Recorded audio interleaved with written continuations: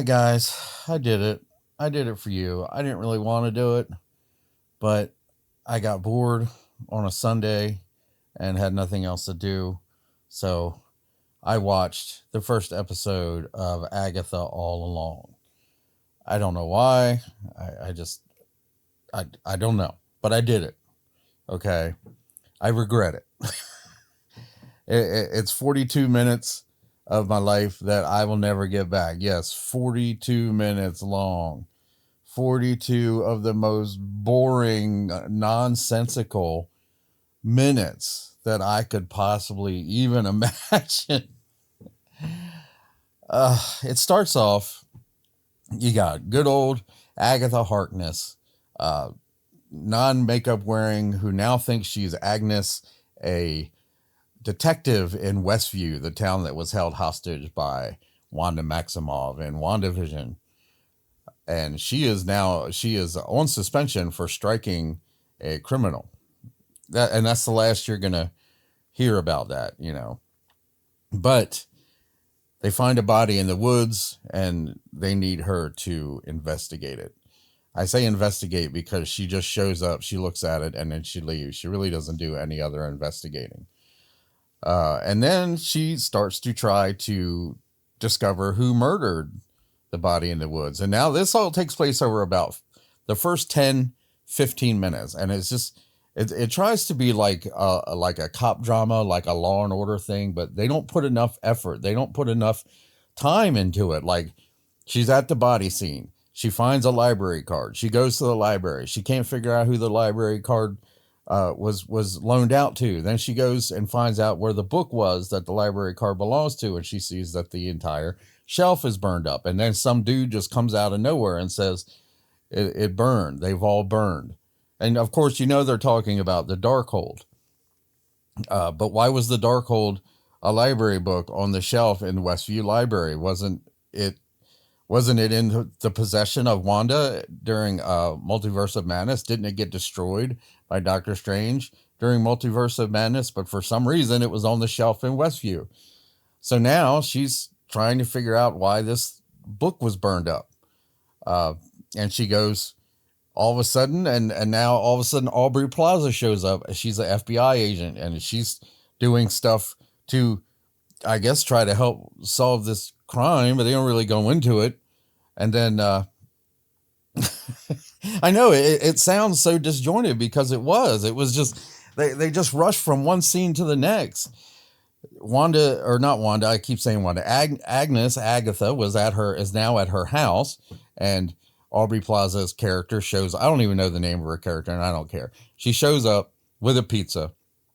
They sit and they talk about some car accident that, I guess, did it have something to do with the murder? I don't get it. I don't know. They're sitting there drinking beer and eating pizza, and then next thing you know, there is a sound upstairs. Agatha goes upstairs, and there's some dude dressed as a burglar in her upstairs room, who she now chases through the streets, and she finally catches him, and she interrogates him, and then all of a sudden, all this weird stuff happens while she's interrogating him, and he starts chanting some witch's spell, and now, boom, all of a sudden she's in her house again, and now she remembers who she was. Now she remembers that she was Agatha, and she starts stripping off layers of clothing, and each layer of clothing shows one of the personalities that she assumed during WandaVision.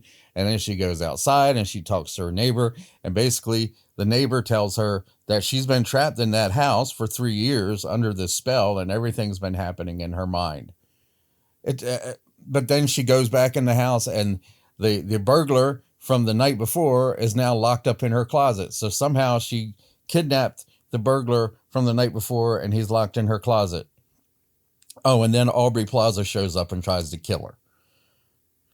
But now she has her memories back. She realizes that she's Agatha, and she knows who Aubrey Plaza is. Obviously, there's some kind of relationship that the two of them must have had from before all this other stuff happened.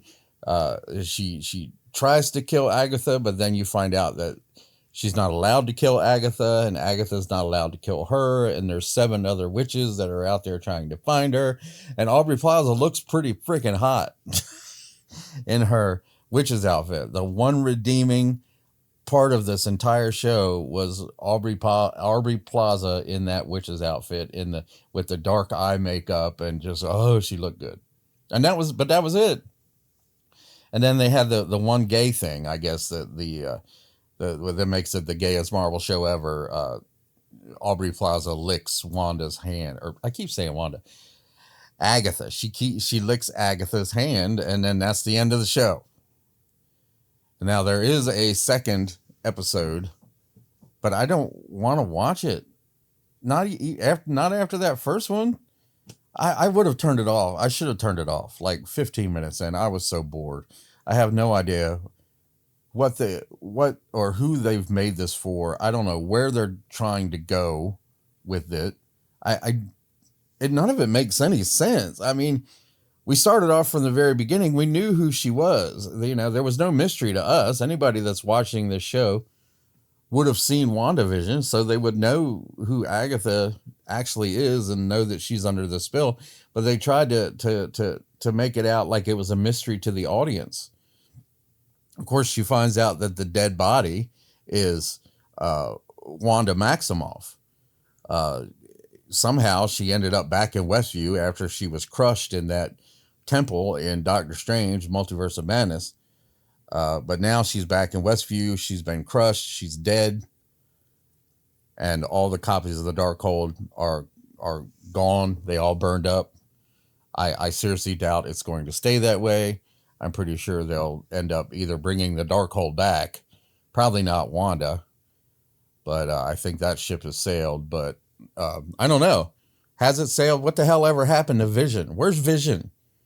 It's been 3 years now since WandaVision came out, and we have no idea what happened to the copy of Vision, the white Vision that disappeared. He's out there somewhere. We've had plenty of Marvel movies since then and haven't seen hide nor hair of him. So what happened to him?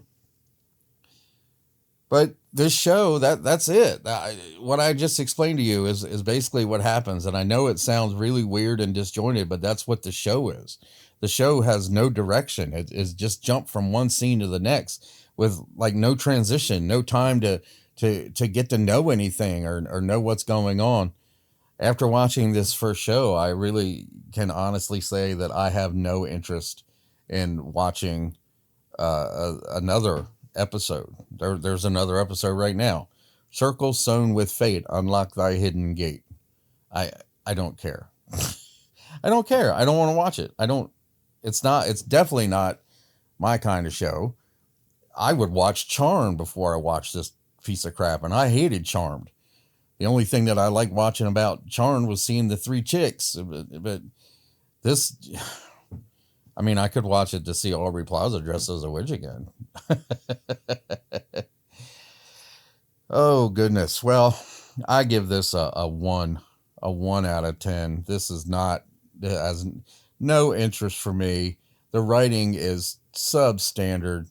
It just jumped around. The plot was stupid and contrived, and the acting wasn't even that good. Aubrey Plaza, once again, did a great job acting, but Catherine Hahn, I thought she did a terrible job. I really do.